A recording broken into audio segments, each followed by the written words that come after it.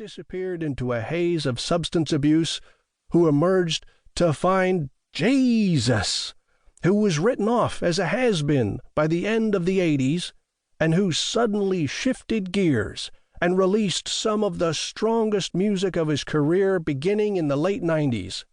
Ladies and gentlemen, Columbia recording artist Bob Dylan.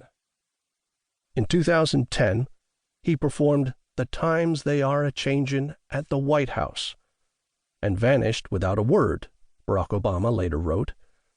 In 2016, he was awarded the Nobel Prize for Literature. In 2020, with the posting of his 17-minute Murder Most Foul on his own website, he topped the Billboard singles chart for the first time.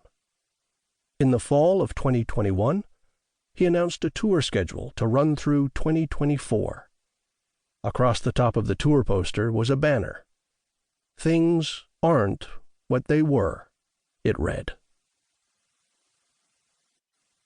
In Other Lives.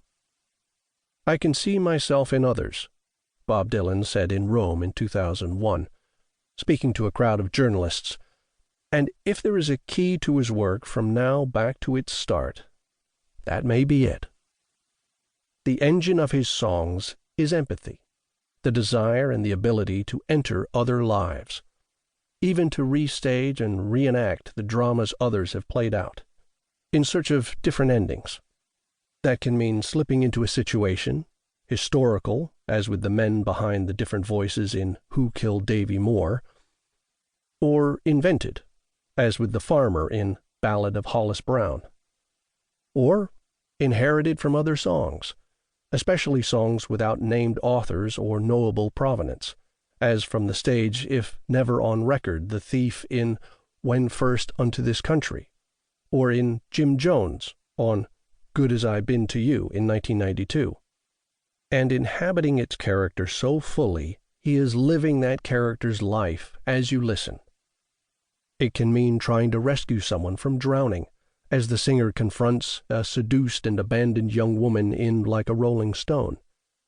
It can also mean entering alternate lives and identities one has made up or discovered for oneself, as in the transformations of costume, face, hairstyle, and effect Bob Dylan has himself inhabited, as if in a cliffhanging movie serial of appearance and disappearance, now the next Woody Guthrie, then the last Rimbaud, now the country homesteader, then the preacher damning crowds to hell, now the archivist of what he once called historical traditional music, then a highwayman whispering about leaving bodies on the road.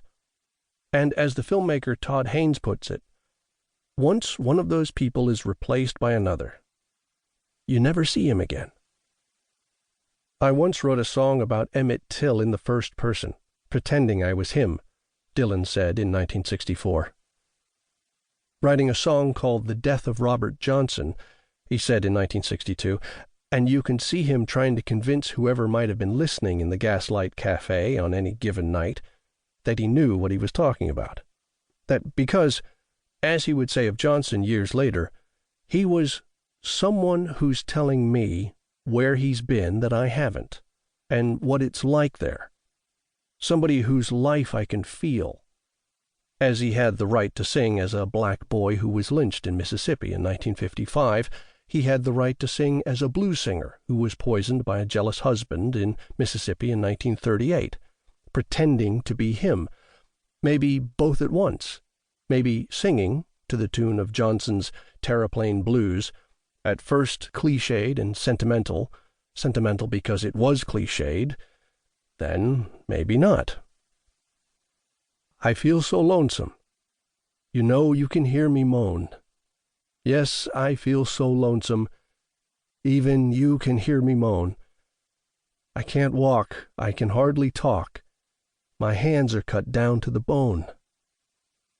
Such a trickster's gallery is an argument that there is no knowable self, not for anyone, which is why Bob Dylan could, at 80, in a 2021 pandemic film noir, sing his songs as if they were by someone else, could then sing, just like Tom Thumb's Blues,